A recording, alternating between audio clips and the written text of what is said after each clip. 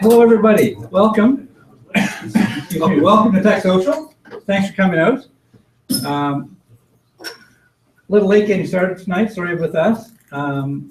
Really excited to introduce Todd Chant. I think most in the room would know Todd. He's no stranger to the IT community here. He's had a programming and web design company for at least 20 years. And his latest venture is PvP Gamers Dungeon. And had an opportunity to experience it firsthand with a group of about 15 11-year-olds on Saturday, and it was phenomenal. And without further ado, I'm going to turn it over to Todd to tell us about PvP Gamers Dungeon. It's hard to say. Hi there. For anyone that doesn't know me, my name is Todd Chant. I currently own two businesses in Sydney, Nova Scotia. Chant's IT Solution, which I provide support and programming for the AE businesses across Canada and the States. And my new venture is PvP Gamers Dungeon. PvP Gamers Dungeon is it's a video gaming lounge, basically for kids, children, young adults, pretty well anyone to go to. It consists of newer console generations, the Xbox One, the PlayStation 4, and high-end gaming computers. Oh, there's no mic. There's no mic. Sorry, can everyone hear me? Okay. Yeah, so it consists of 12 Xbox Ones, 12 PlayStation 4, 8 high-end gaming computers. And what's unique about our location is we have an 1140 megabit internet connection, which is actually made of two different internet connections. One is a primary fiber connection and one has a backup cable connection. So if our primary fails, our system will automatically switch over to a backup cable connection by two different providers. So hopefully that we have zero downtime for people coming into the location to game. All the games are actually digitally downloaded. We don't purchase any discs or any CDs. It's all installed right in the console. So it makes it much easier for actually coming in and using our facility. As you sit down at the unit, you can pick up a controller and start playing pretty well instantly without worrying about getting discs or scratching a disc or damaging any discs. We created it because actually my 15-year-old son came up with the idea. Back in May, he approached me complaining that there was not too much to do in Sydney for him and his friends. He also complained that he loves gaming, and the majority of his friends have a variety of different consoles. Some have Xboxes, some have PlayStations. The guys that have Xboxes, some have the newer generation Xbox One. The other friends had Xbox 360s, and the same with the PlayStation. Some had PlayStation 4s, some had PlayStation 3s, and then the odd person had PC gaming. But what ends up happening is a person on an Xbox can't play against a PlayStation person. A person on a PlayStation can't play against a PC. A PC can't play against an Xbox. And to make it even worse, Xbox 360 can't play against Xbox One, and PlayStation 4 can't play against PlayStation 3. So their friends want to sit down, they want to game, and they want to play against each other. So what they end up doing is instead of actually being at their own house playing, they go to someone's basement and they all sit around a big screen TV. They grab 4 controllers, if they have the 4 controllers, and they sit down and they play what's called split screen. So I don't know if you guys have kids that ever experience this, but I know when my kids... I was just thinking the same thing. When my kids play split screen, all I keep hearing from the basement is, you're screen peeking, you're cheating, you're doing this, you're doing that, and they're yelling at each other, and you're going down to break up fist fight. So I sat down with him and I asked, well, what would you want to see around Sydney? And he said to me, he said, I'd like to go to a location where it's not a house or a friend's house or whatever, and where we can sit down and do what we want to do, which is we want to play video games, we want to be social, we want to meet people that we don't necessarily know at school, and we want to do this basically in not an unsupervised, but not a parental supervised location. So with that, I got on the internet, of course, and I started looking around to find out what was being done online or what was being done around in other places of the world. And what I discovered across Canada and US, there were gaming centers all over the place. They were actually quite popular, but the closest one to us was Montreal. So with that, I actually reached out to an owner of one that was in British Columbia and another owner of 2 or 3 of them, I think, down in the States. And I just started asking questions about how they did it, how they ran it, what type of clientele they were receiving, just to get a little bit of feedback. So once I thought I had a good idea of what they were providing to the people in their location, I decided it's time to go talk to the local market to find out if it's something that the local market would like. So I spoke to a little over 200 people of all different age groups. I started with my son's friends, and because of my other business, I actually build gaming computers, so I have access to the gaming market for PC. So I reached out to a couple of my clients and actually spoke to them and said, is this something that you'd be interested in? So I took their feedback, and originally I was actually starting with 32 stations, and the majority of them were gaming PCs, and I had 4 consoles, 4 PlayStations, 4 Xboxes. But what I realized after talking to everyone locally is that the market actually in Sydney is broken down into 1/3, 1/3, 1/3. 1/3 are Xbox players, 1/3 are PlayStation players, and 1/3 are PC players. So I had to alter my plan a little tiny bit. So what we did is we came up with the concept of basically an evenly distributed system where we have 1/3 Microsoft, 1/3 Sony, 1/3 PC gaming. Now, the other side of it is we want to actually create a social environment where kids can come in and meet and try to build a community of gamers in Sydney. Now, I mean, you know yourself, your kids probably sit in home in their basement or the bedroom, and they put a headset on and they're talking to sometimes their friend, but majority of the time, some person they don't even know that's halfway across the world. They could be 20 years older than them. You honestly don't know. So what we thought is, like, we would like for people to be able to come here and socialize it, get them out of the bedroom instead of being home alone, playing either in the bedroom by themselves or talking to whatever, actually side by side and communicating and being able to actually see the person they're playing with. Or, I mean, if there's a group of people, have a huge 8 or 10 people playing in the same game in the same area and being able to do whatever they want to do. Now, saying this, we knew that we needed to give them the latest hardware, so we bought the latest consoles, the latest generation of everything, but we had to basically beef everything up, which I'll show you what we did in the later slides. And again, when we did our market research, everyone loved the idea. Now, surprisingly, I did not realize this until I did the research, but 60% of people are actually classed as gamers. And people will come up and say, well, I'm not a gamer. And I'll look at them and say, do you play Bejeweled on the internet? And they're like, well, I do. Then you're classed as a gamer. People use their phones to play games. They use consoles to play games. They use their computers to play games. A lot of people are gamers and they don't even realize it. The average gaming age is around 30 years old, which again, people don't realize that 40, 50 years old people play games. I play games myself. I'm 41. I've been playing since I was 5 years old. I remember the old Atari playing games.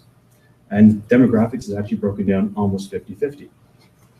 So with that information, this is what we decided to do. As I said before, we created 12 PlayStation 4s, 12 Xbox Ones. We beefed up each of our units, so all the PlayStations actually have 2 terabytes of storage, which is 4 times what a PlayStation normally would have. We put 6 terabytes of storage on all of our Xboxes, which is 12 times the amount of storage that an Xbox typically would have. All of our systems come with professional gaming monitors. Now, the reason we did this, and a lot of people don't realize that, when you're playing online, especially on a TV, when you're interacting with your controller and you move your controller, there's about a 70 millisecond delay between moving your finger and your character actually reacting on screen. So one thing we wanted to do is get into competitive gaming, where we actually start doing tournaments where people can come play Counter-Strike, League of Legends, and all the big popular games, and they can actually put on tournament events where they can move from Sydney to larger events in, say, Toronto, California, and even other parts of the world. Now, Sydney is small, so we're not going to be able to have the prize pools that all these other locations have, but people can actually get used to entering tournaments and winning money here locally. And hopefully that gives them the want to move on to other tournaments. Now, these monitors, again, they're professional gaming monitors, add a huge element to the game that people never had before. Because most people, when they're playing at home, they're playing on TV, they think that they're playing against a guy that's cheating on the internet. And what it is they actually have this setup at home. And they're playing against these people, and they're winning, and they're basically able to react 80 milliseconds faster than the person that's on a regular TV. So this setup here actually optimizes the gaming experience for the users. And what's amazing is the guys that are actually really, really good at the games locally here come to our center to play. And the first 30 minutes or so, they actually have to adjust their gameplay because the characters are reacting too fast on the consoles and they're not used to it. So it was a little bit of interesting experience we had over the weekend when we were doing your testing.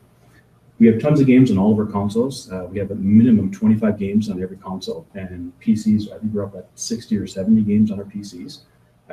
So basically everything is really, really loaded with a lot of variety for anyone that comes into the location. The PC hardware, we went with an extremely fast processor, an Intel i7 4790K. All of our systems are liquid cooled.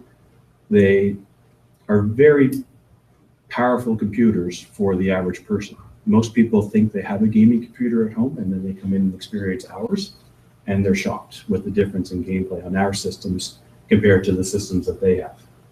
So we're trying to, again, give them this experience that they've never had before and access to hardware that they might never ever been able to use before. The facility itself, we try to promote a very clean and safe environment. We're located actually right next to Tim Hortons on George Street. It's a very busy location. There's a lot of traffic there, so I don't anticipate too many problems or issues with the surrounding area. We have our staff. I have 3 full-time staff and 2 part-time staff that are constantly, they don't work at all at the same time, but they're constantly going around, they're cleaning the environment. So when people come into our facility, the first thing they notice is, well, besides the blue glow of lights, which I'll show you next, they notice how clean actually the facility is and how well everything is maintained. So people come into the facility and they think gamers are usually dirty people, but that's just a stereotype. They come in and they have a totally different experience that they've never thought a gamer would be. We have nice, beautiful, comfortable chairs. I mean, it's a very relaxing environment. Some of our gamers, actually, it's hilarious. We've only opened Wednesday of last week for testing, and we've actually had people show up before we opened in the morning and stayed until we closed at night. So basically 12 hours of straight gaming. I was a little shocked. I was glad I had really comfortable chairs for them. It's becoming the second home for most people. In fact, I'm sure that it's the first home for a couple of them. And I mean, we had a great relationship with Kenny's Pizza. They actually partnered with us and they're providing us pizzas all the time. So I mean, on site, people don't have to leave. They can sit there, they can have pizza, pop, chips, bars, all the snack foods that gamers want. I made it my mission to talk to everyone that came in the door that I could and ask them what they would like to see here, what types of food. I offered the healthy eating. That was shot down pretty quick. I was all for getting bananas and apples, and I'm pretty sure they've just rot on the tables now. So I decided I'll stick with the junk food that I have for now. But I mean, it's what people enjoy. It's what gamers actually like. So as you can see here from the facility, now just saying the pictures really don't do this place justice. When you're in here with a camera, I've had a photographer in there probably 3 times now trying to get good pictures of this place. The blue LED lighting with the dark atmosphere and the bright monitors plays havoc on the camera lens. And these are probably some of the better pictures that we could get from the location, but it's really something you have to experience for yourself to appreciate what it actually looks like. Now saying everything I said here, we had a soft opening Sunday night. We had 31 of 32 stations in use from 5 o'clock till 9:30. So the response has been absolutely overwhelming with the local community. And the only reason we didn't have 32 in use is I actually needed a station for myself because I was still testing things to make sure they worked right. Now, saying all this, a bit of a funny story that happened on this. Our testing started last Wednesday. It was supposed to start last weekend. And we went to purchase the games on Friday night to get them loaded onto the systems for testing to start on Saturday. And everything was going perfect. We estimated probably 3 to 4 hours for the purchase to happen, to get them all downloaded on the consoles overnight.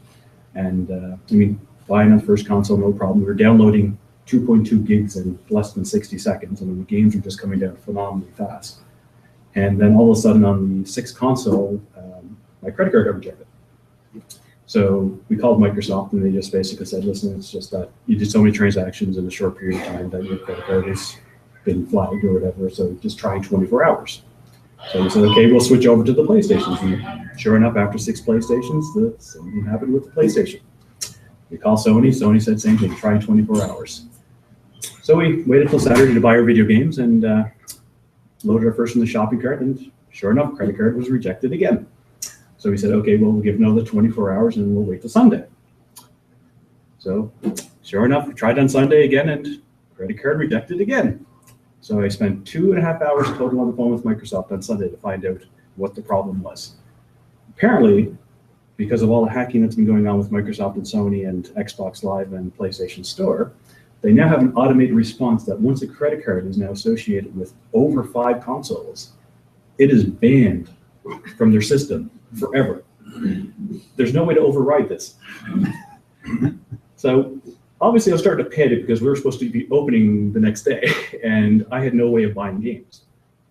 So I got to say the Microsoft rep was pretty helpful. He suggested using my PayPal account instead of using my credit card, and because they don't see the credit card number when you use PayPal. So I kept him on the phone, bought my first game, quite happy, everything was good to go, hung up, went to buy my second, no go. Back on the phone again. So apparently not only the credit card was marked as fraudulent, but the account was marked as fraudulent. Once I used my PayPal account got banned. So I'm on the phone and I'm saying, listen, I'm trying to buy, we bought $10,000 in games for the consoles, or that's what our budget was to buy. And I'm telling this guy, I'm trying to open this shop tomorrow. What do I do? It's 8 o'clock on Sunday night. And he said to me, he said, sir, he said, the only thing you can do is go to Walmart and buy gift cards. And I said to him, you do realize that gift cards are $50 and I'm buying $10,000 worth of games?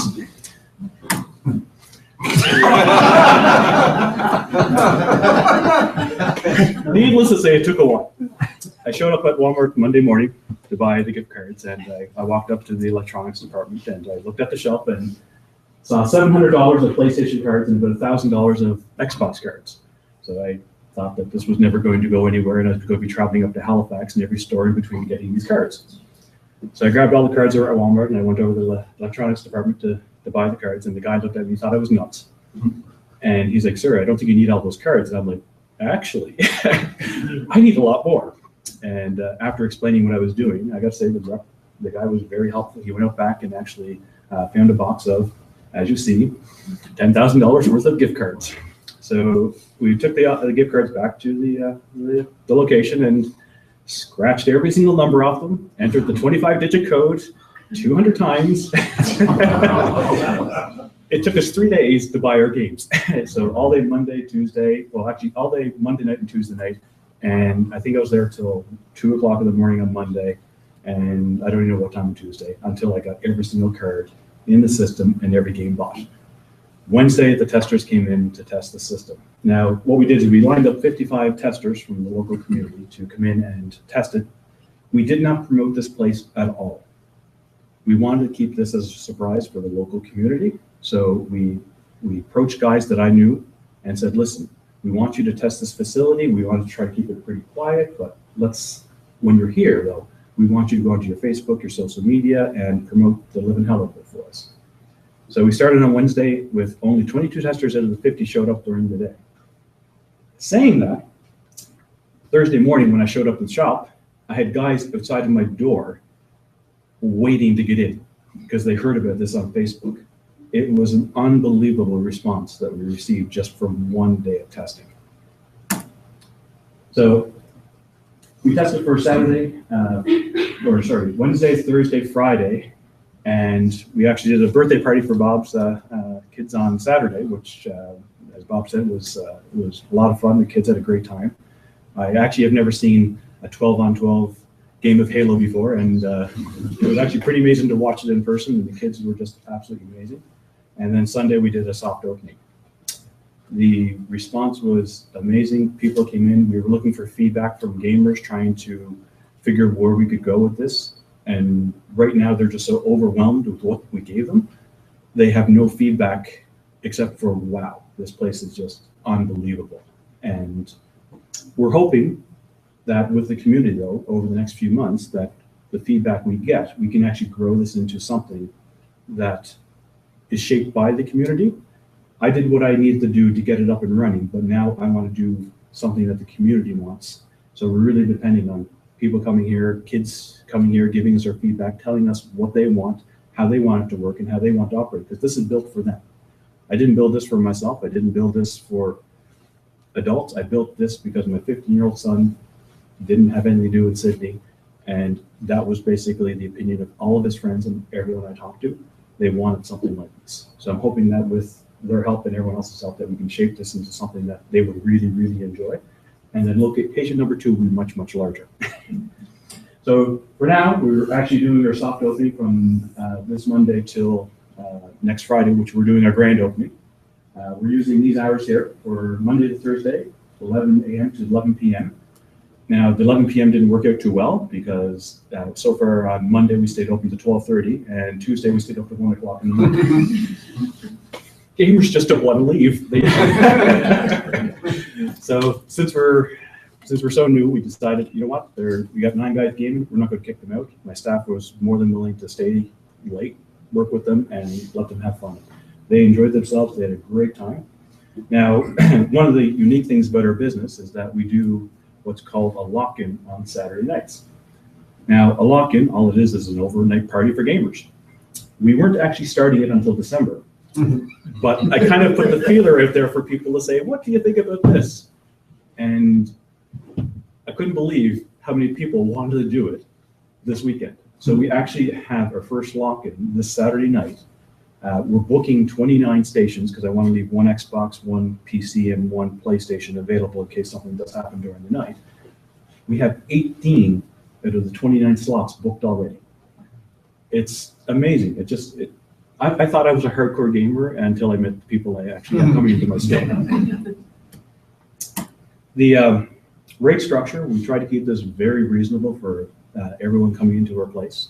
What we decided with was if someone's coming in to buy just a single hour, we kept the rates at $7 an hour. But as you buy more time, we discount their time. So if you buy 3 hours, we give it to for $6 an hour. If you buy 5 or more hours, we charge $5 an hour, which, I mean, what can people do for $5 an hour these days? Not too much. The hours don't expire, because what happens is when a person comes in, we actually create an account for them. And once the account is created, they just buy time on the account. When they come into our store, we log them into our software, which starts the timer on their account and just chews away the time. On the PCs, you get alerted automatically when your time is getting close to expiry. On the consoles, one of my staff will actually tell them, listen, you're getting down to 15 minutes. You want to buy some more time? And they'll say yes, no, or however they want to do it. We decided to throw an all-day pass in there, which I didn't think was going to be too popular. I was proven wrong. For $30, people can come in, taxes in, and play from 11 o'clock in the morning until we close. It expires at closing time that day, which it ends up being working at $2.50 an hour. And we've sold, I don't know, dozens of them already because people are there before my guys show up in the morning and they leave, leave at the end of the night. And then for the lock-ins, I didn't really think that they were going to be as popular as they were. I want to keep them cheap because I'm just trying to cover my staffing and my overhead for the night, because it's 8 hours of time that I wouldn't be making money anyway. So I figured, you know what, let's give this for a reasonable rate to see how many people I could actually get through the door. And as I said, we have 18 of 29 slots booked already for this Saturday. And now I haven't been at this location yet today. It might even be higher than that. So I don't know if you guys can read this. This is the feedback actually we're getting off the Facebook page. And like I said, I made sure that when I went into the location, I spoke to as many people as I could. I tried to talk to every single person that came in the door, and I tried to talk to them why they were playing and when they were leaving, because I wanted to make sure that I was listening to what they were telling me. So I went onto the Facebook page and I just grabbed some comments, and you guys are more than welcome to check out our Facebook page. And I mean, things from, I walked through the door and I thought, holy, this place is amazing. It's my second home. And I mean, that's the type of feedback we're getting from everyone who's coming into the place. They're just absolutely blown away. One of my clients, Alan McCormick, I'm sure a lot of you guys know him. His comment was when he walked through the door was, it's like being inside one of your computers. I mean, it's a very unique facility, and it's something that you have to see for yourself and experience. Now, we know ourselves that we're going to have slow times. I mean, Monday, Tuesday, Wednesday, Thursday during the evening, people are supposed to be doing homework and things like that. But I mean, last night we had 14 people there at one time. The night before we had 10 or 12 people at one time. So the whole idea is in a month's time or 2 months' time, I'm going to look at all the financials and all the hours and time we track, and then I'm going to start introducing specials to kids. So for example, Toonie Tuesdays, where you can come in and play for $2 an hour. So I'm really trying to help the kids experience all of the hardware, all of the toys. I shouldn't say kids, because right now at the location, I'm pretty sure that the average age is probably closer to 23 or 24, not 16.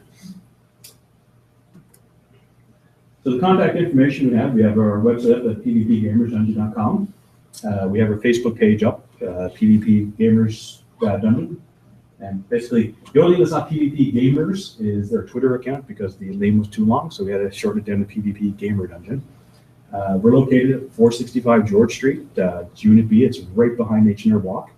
If you're driving down George Street from the hospital, you can't miss the facility. It glows, and we've had actually people come into the facility because they just saw the blue glowing light. It was like a moth coming to the light, because they had no idea what it was, so they just had to see it for themselves. There was a little bit of a mix-up with our signs, where our signs were actually supposed to be installed last week, but the dimensions were not passed along to the graphics person, so they weren't able to produce the images in time. So we believe Monday or Tuesday this week our signs are actually going into place. And this is actually one of the signs that's going to be in our window. So this is actually, we have two windows, one on the left of the door, one on the right. And this is going to be lit up from behind with a bright white LED. So it's just basically going to glow when people look at it. I think that sums up the business, and I'm more than happy to answer any questions or any comments, or I'm not sure if you guys are gamers. Good. I'm a gamer. Congratulations. I haven't seen it yet, but I think it's awesome. I found out Wednesday night on Facebook. They were one of the people that we wanted to reach, and it worked out very well. Actually, it's hilarious. One of the slides there, I have the likes. Let me search that one there. Down the bottom, I actually just did a screen capture of this before I walked down here, just to have a recent total. And I think it was 286 or 280. It's 284 now in just over an hour walking down here. So it's really starting to go through Facebook, and people are really, it's unbelievable when you look at the percentage of number of increase of likes and people visiting the site. And I thought actually that we would have reached a lot of people a lot quicker, but we still have people coming to the door just saying, I cannot believe I never heard of this place. But it's catching on really, really fast now. Now Bob's wife, Melody, her class is actually helping me do a PR launch on Friday for Friday the 13th, which hopefully is not an unlucky day for us. But they're putting together an absolutely amazing grand opening, which I encourage everyone to come and do. We're doing a press release between 10 o'clock and 12, so we're inviting all the press down to check out the location. Between 12 and 3, we're getting the local businesses to come down and say, listen, check it out, tell us what you think, and play some games. And then from 3 to 9, we're actually doing free gaming. So anyone that wants to come in and take the kids down, you can experience the actual facility free of charge. And believe me, once you try it, you'll be back. So I'm a PC gamer, so I'm curious about your PC setup. What are you using for controllers on PCs? Well, what we do is we picked out Logitech mice and keyboards that are pretty half decent, but what we actually recommend is that if someone comes to our facility, and we've had people do it already, if you don't like our keyboards, you don't like our mouse, you don't like our headsets, to bring your own. Everything is actually USB extension cables, so you can actually just unplug our cable and plug your own hardware in and install the software to configure any macros or anything like that. One of the big things we are promoting is the tournaments, and we actually are probably going to be launching our first tournaments the first and second week of December. Counter-Strike, League of Legends, and Dota 2 are the three big ones right now. But coming to our location to do a tournament, all the hardware for the computers is the same, which is pretty decent. So when a person plays, it's not the hardware that's going to make them a better player, it's their actual skill that's going to determine if they are a better player than another person. And where we're the only gaming center in Cape Breton Island, we get the luxury now of saying, listen, you guys won the tournament, so you're certified as the best player or best team of players in Cape Breton Island. And not only will you get that certification, you're actually getting on the wall and on our TV, basically something that's going to be rotating all the time to show you're the best player, and you're invited back into the next time we do the tournament to defend your championship. So we're really hoping that we're building a gaming community of people that really want to come back here and play and compete against each other. We've reached out to local people already, which I refer to as tournament ambassadors. I'm not a Counter-Strike player. I play certain games, but I don't know anything about Counter-Strike. I don't know anything about League of Legends. So what we're doing is we're saying, listen, if you guys are big gamers and you know that game better than I do, come to me or come to my staff, I should say. We'll arrange a time where we book the facility so we can arrange to have your tournament over a day or two, depending on the size of the tournament, determine what the entry fee is going to be for that tournament, what the prize structure is going to be. And then at the end, after all the prizes are issued out, whether it's cash, consoles, whatever we decide to do, the tournament ambassador will actually get half of the money that's remaining, and the facility will get half the money. So people that are very passionate about the game and people that want to do the game are actually the ones that are going to be putting the events on, but they're going to have the facility now to do it. One of our customers that stays there a lot, he's actually a big Smash Brothers player. And even though we don't have Nintendo Wii's yet, which we're going to be getting probably January or February, we are actually going to be putting a Smash Brothers tournament on.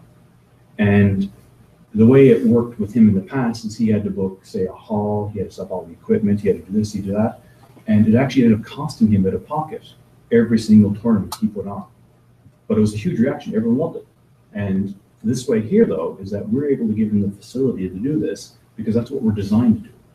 And that person there can actually not spend his own money now to put on this tournament and lose money. He can actually come to us and make a little bit of money and still put on a really good tournament. You think it's feasible to possibly screencast players' games? We have Twitch. A lot of people showing interest in using Twitch TV so they can stream and play it live. We encourage it actually. So I mean, anyone that wants to come to the facility and do anything like that, I'm hoping they do because it just makes us look even better. And the internet connection right now, like I said, we have it's a 940 megabit fiber connection. If everything goes well, we'll actually drop in a second 940 meg connection, so that you know there's no one in home that will ever have anything like this. So it really gives a difference when you're at a facility playing. In fact, our backup connection is a 200 meg cable connection, and we actually give it for free for Wi-Fi for people coming into our facility.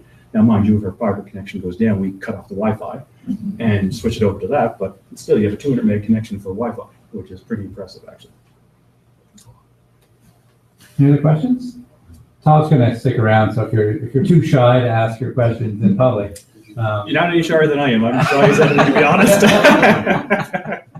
So did you open up a bunch of Steam accounts or something? The licensing for PC is a pain in the ass. Every copy of every game, we actually have to have an email address for. So 600 plus email addresses. Wow. And the way the licensing software works is all the server we have at a location, we have to put each account into our system. And when a person goes to play a game, like Counter-Strike, for example, we have all the licenses for every computer. But another game that we might only have bought 4 copies for, the way it works is the person goes to the PC requests the next available license. The license is then sent to the computer, it's put onto the computer so the person then can play the game. That license is marked as used in their software, and then it goes to the next one, the next one, the next one.